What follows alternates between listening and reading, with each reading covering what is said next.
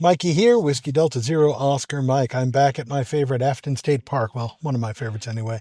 And I am here today to talk more about the FTX-1 and more importantly, the FTX-1 when paired with its natural partner, the SPA-1. In short, the equivalent of the FTX-1 Optima. I am perhaps being a little overly precise there, but I did not buy them together, and it is only when you buy them together that it is truly the FTX-1 Optima. That's the name of the bundle. Anyway, I'll be back in a minute to start talking about that and a few other things. Stick around.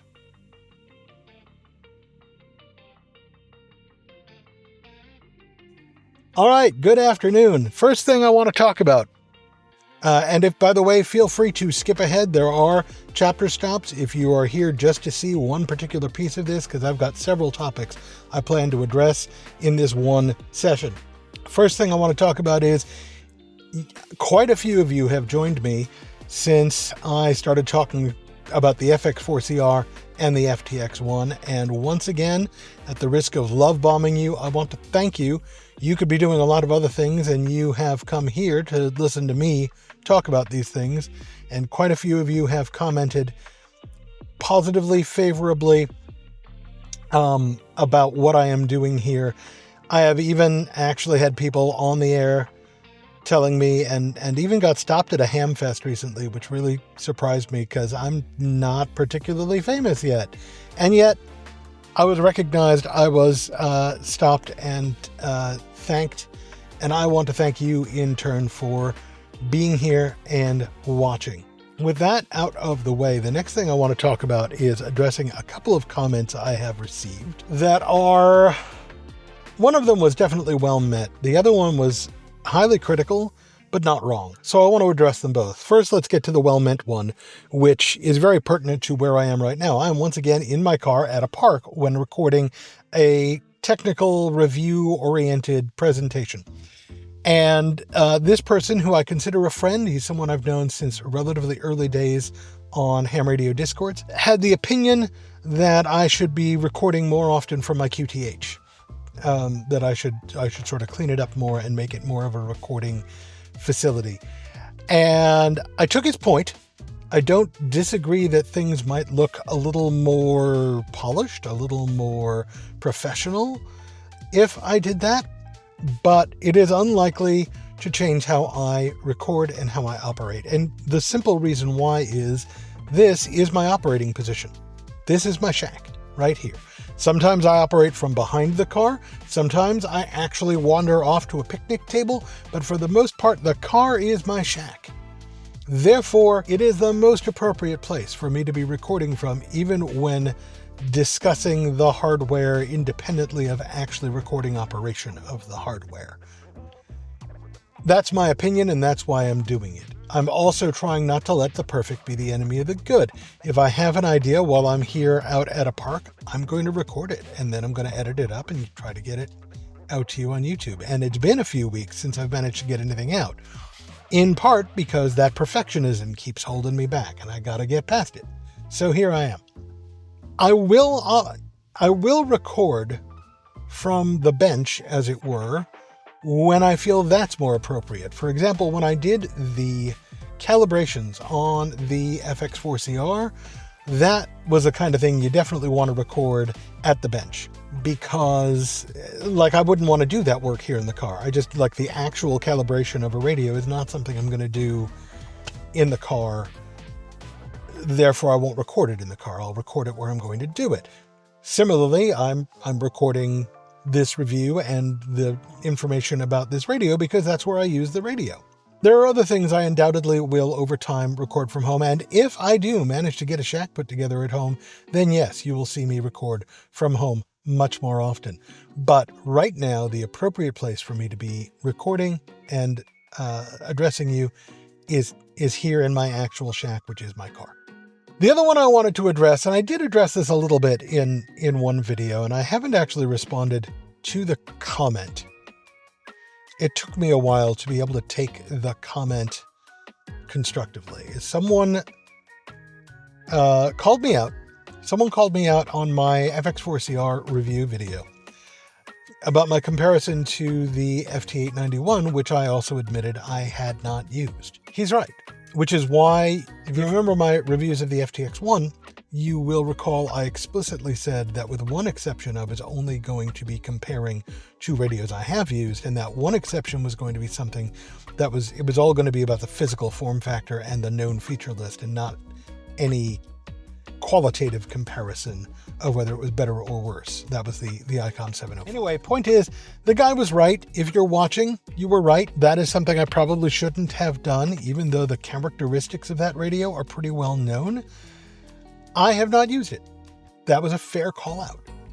And I want to acknowledge, and I'm going to try to do better going forward and make sure that I'm only comparing against my own experiences, or I'm going to show my notes. I'm going to show my documentation. Like I'm going to show someone else saying, hey, I did the comparison here and this is what I think. Right. With that out of the way, let's talk about some more things I've learned about the FTX-1 itself, the head of the FTX-1 itself. One thing is, I complained a bunch about the button layout, but of course, now that I've used it more, I'm getting used to the button layout. I know where the buttons are. I know how to use them. I know how to find them almost by feel. It's a little less disorienting. Now I'm probably going to be disoriented when I go back to use the FT710, honestly, because I haven't been using the FT710 with this in the car.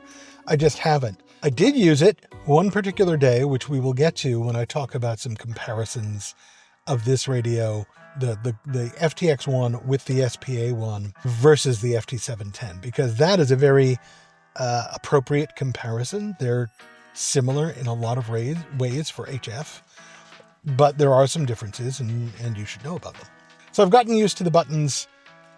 I still think they made some odd choices. I still wish more of them were programmable. On the other hand, I have been programming the buttons on the microphone a little more. So for example, now that I have the SPA-1 with its tuner, I have the tune button on a macro on the microphone. I've also discovered something about the screen, which is neither positive nor negative. It just is what it is. It's the nature of LCD screens of a certain type. I think this is a TFT screen, and those can be a little directional. I had the radio a little lower than its current position. I thought I might like it at a lower eye line, not in line with the car's own screen, in part because, as you can tell, this actually blocks the screen a little bit in the corner there, and I thought maybe having it out of the way would be better.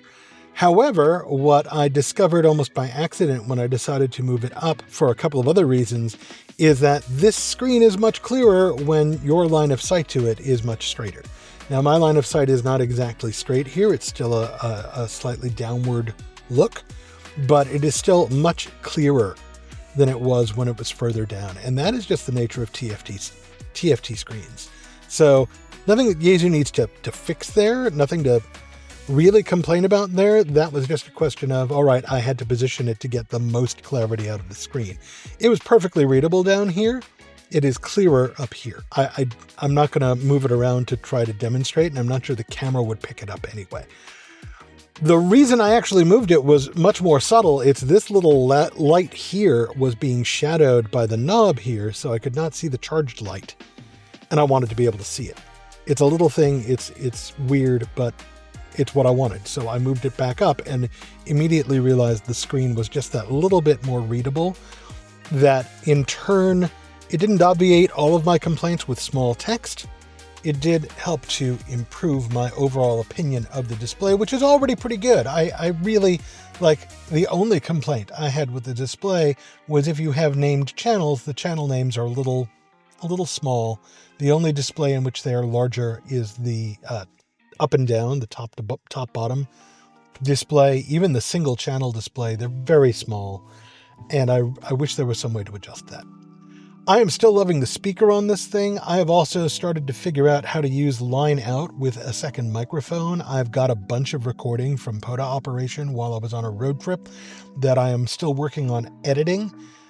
This will go out before that does. And I don't apologize for that. This will just be easier to edit than that is because of the need to separate out video. I'm still learning how to use it, but the trick of line out to microphone works with one caveat. and those of you who do this kind of recording already won't be surprised by this. I had to get a cable that attenuates, because the microphone does not expect line in, even when you're jacked into the microphone. The microphone is expecting mic in levels. So I needed the attenuator here. And I do want to use the line out, the external speaker line out, rather than the headset jack, because if you use the headset jack, it cuts off the external speaker, and I want the external speaker.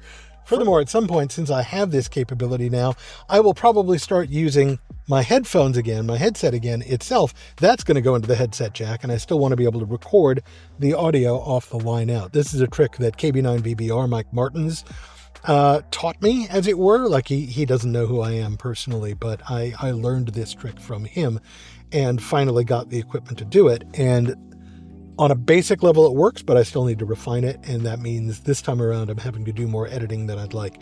But I think the next time I actually try to record something that way, I will have a better time of it. That's what I've got for sort of additional notes on the FTX-1. Now let's leap into the FTX-1 when used with the SPA-1. So first things first, it works. Now, you may say that's damning with faint praise given all the other problems Yaesu has had, and I don't entirely disagree with you. You already know that I am not happy with how many problems Yaesu has had with this radio, but it does just work. You plug in the right cables, either the ones that are built in to it or the separation cables, and then you plug in your antennas and power, and it works. The head immediately sees, oh, hey, look at that. I've got an SPA-1, or presumably something that behaves like an SPA-1, because it doesn't know. It does not have a special interface. It is just the 10-pin interface that Yaesu uses for a bunch of other stuff. And then the SPA-1 has an 8-pin interface out. I'll get to that in a minute. Point is, there isn't anything that actually tells it is specifically an SPA-1 as far as I can tell. And it just works. Meaning it shows you the antenna tuner stuff, and the tuner just works, and it immediately jumps up to 100-watt power, and that just works. And it immediately shows you 2 antenna ports, because this has 2 HF antenna ports, so it shows you an ANT1, ANT2 button on the menu screen. So you can see right now I do not actually have the field head is plugged into the SPA-1, but the SPA-1 itself is not receiving power. So it is not on, it has not been acknowledged by the field head yet. But now I'm going to go ahead and plug in the SPA-1 to power. And you immediately see the antenna port lit up, the tuner stuff lit up, the power level went up to 100 watts. It's that straightforward. It's that simple. Now there is one oddity, which is if I now remove the power from the SPA-1, those things do not dim out, which they should, because with the SPA-1 not being powered, those things will not work correctly. That said, one thing I like is that the SPA-1 will act as a pass-through. If I, for some reason, don't have a battery in the car, so the SPA-1 is not receiving shore power, the FTX-1 will continue to run off of its backpack battery as a QRP radio, and the antenna stuff will just pass through as it should, through antenna port 1 for HF and the VHF port on the back of the SPA-1. Given everything else we've dealt with Yaesu, I'm going to give them props because that's good. That's exactly what you want. No rigmarole. You just plug it in and it works. So here's the back of the SPA-1, and here is my hydration down here, so, live with it. Here is the VHF antenna port. It is completely separate from the 2 HF antenna ports, which is good. No confusion there. I am not quite sure why they picked which sides they did.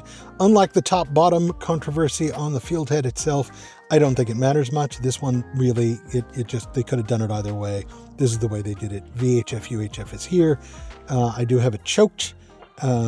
We'll discuss that in a minute. Here is the good old 4-pole power. It's the same exact power cord as you would use with the FT710 or the DX10. It is identical as far as I can tell, and in fact I have interchanged them and it works. Nice big fan here, not too loud I found, but keep in mind that I keep this usually underneath this console, and that's where it's going to go back to in a minute. I've got something on antenna 1. This is actually currently the choke that then in turn is plugged into the antenna on the back of the car. And then when I'm at a park and using it completely external antenna, I plug that into antenna 2 and just leave this alone. So I love actually having an antenna 2 on here. It's the first radio I've had that has an antenna 2. And over here you've got an 8-pin port. This is basically for use with an external tuner or the ATAS or something like that. It does not carry any of the signals you'd use with an additional amplifier.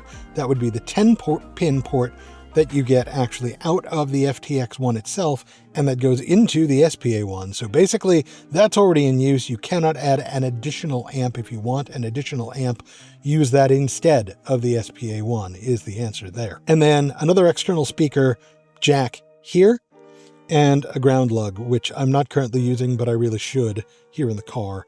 I'm not yet. The top of this looks an awful lot like a lot of other radios. You've got the usual top-facing speaker, which I don't use at all. Honestly, it's not even plugged in the way I've got this set up because I'm using the extension cables rather than having the field head plugged directly into the body. So ordinarily, you've got these short cables, and this plugs in directly to the back of the FTX-1 field head. But I've got the extension cables, and I've got the long extension cables because I originally didn't know where I was going to put this thing. In retrospect, I could probably have gotten away with the short ones, and I may eventually buy the short ones and swap it out. But right now, the long ones are not causing me a lot of grief. If you don't use the extension cables, if you do plug this directly into the head of the radio, then you have the speaker plug here that you would jack into the back of the radio too, and then you would have the top facing speaker. And at that point, you've basically got an FT710 and an FTX or FTM500 married together in a single body, which is pretty cool. Plugging in the extension cables is not difficult. There's this little clip that helps keep the push-in antenna cables in place. The HF cable is very clearly thinner than the UHF VHF cable, so it is very easy to distinguish which goes where. Once again, of course, you've got the top-bottom problem, but nothing's going to change that without hardware modification. And then you've got the 10-pin to 10-pin cable, and you've got the DC power. And then that all just flows into the back of the radio, like any other set of cables. Nothing really bizarre, nothing grotesque, which is good and bad. What's good about it is that it just works, because it works like any other cables. It works like Yaesu radios that have had similar interfaces have worked actually for years, for quite a long time. The 10-pin is not new. The 8-pin on the back of the SPA-1, not new. Obviously, the coax connections, not new. DC power, ancient.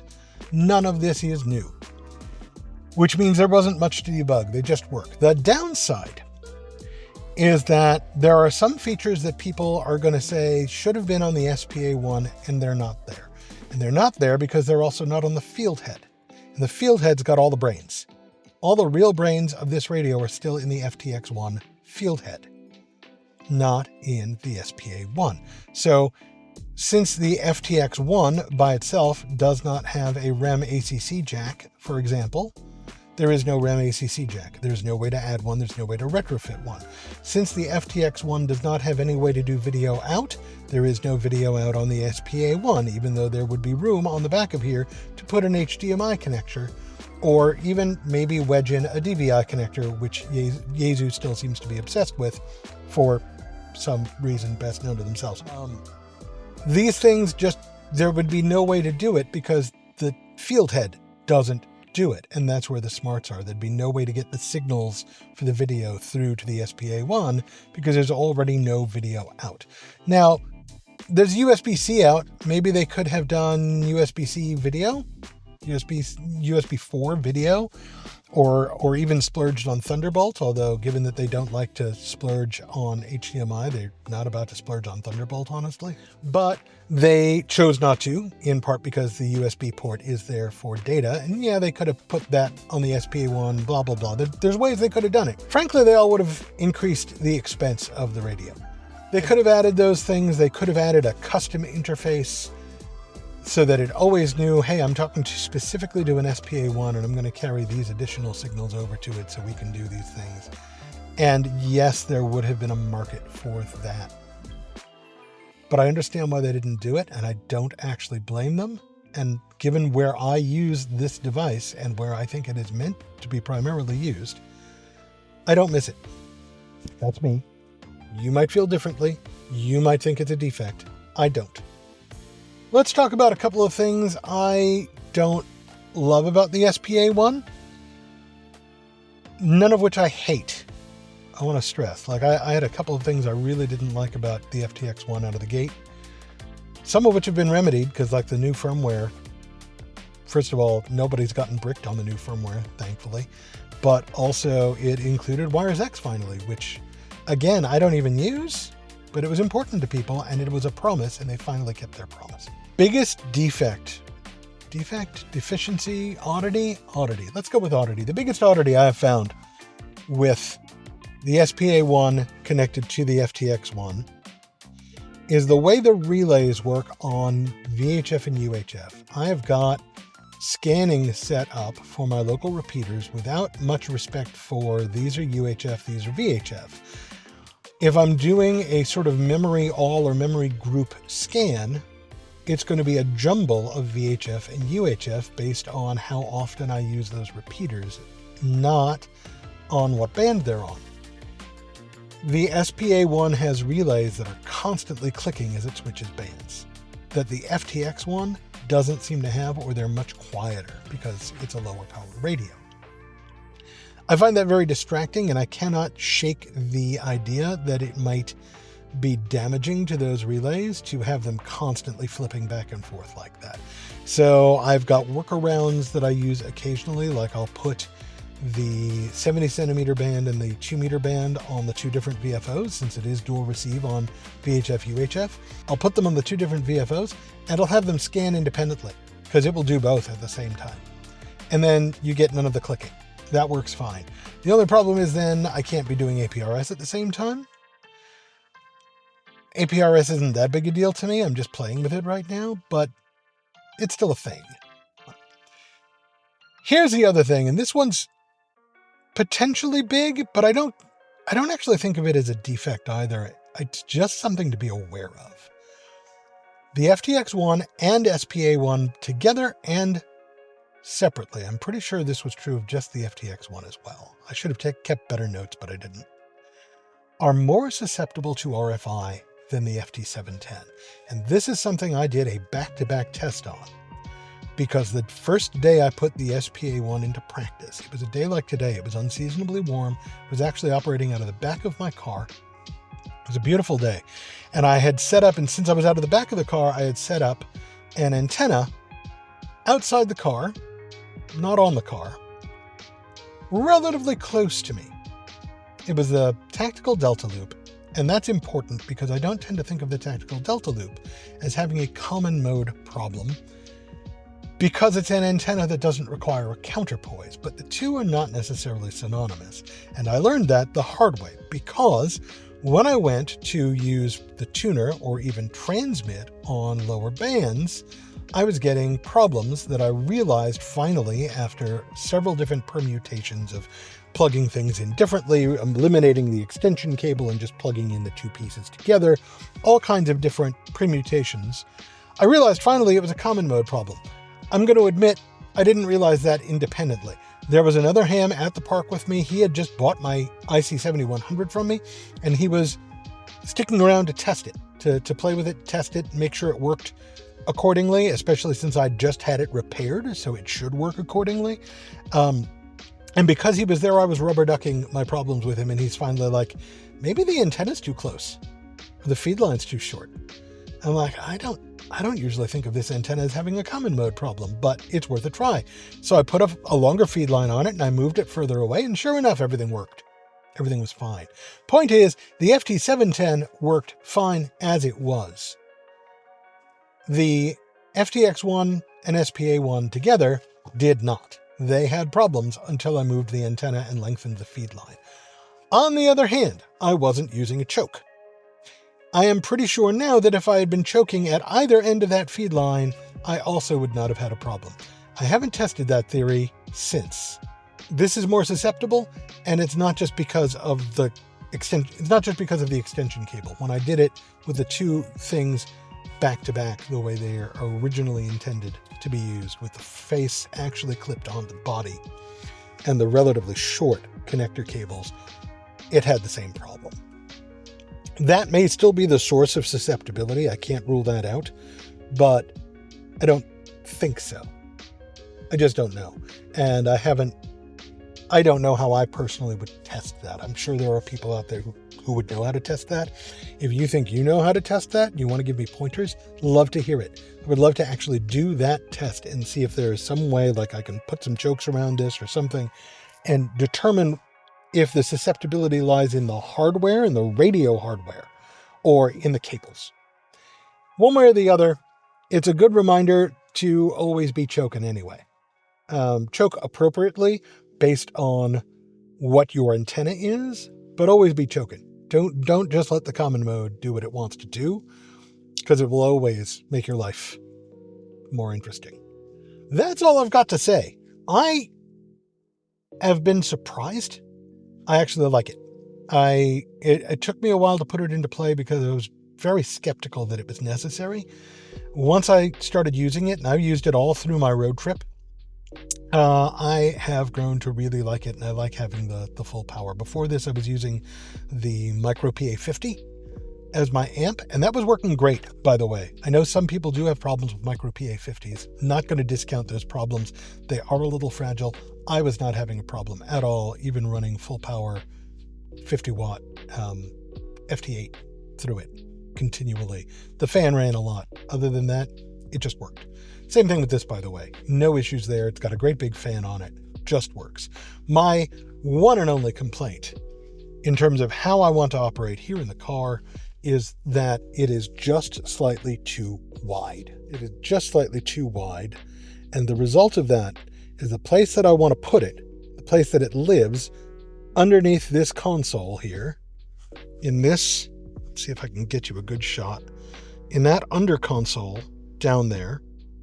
That under console is narrow, just a little narrow relative to the width of this radio, and it was okay for the IC-7100.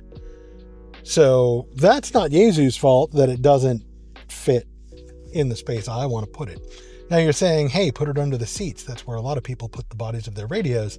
It doesn't fit under the seats. These seats are fancy. They've got motors and heaters and coolers and all kinds of stuff. There isn't any clearance under these seats. Even the back seats, really the middle seats. I never use the back seats. The back seats are always down because I have a lot of ham equipment in this car.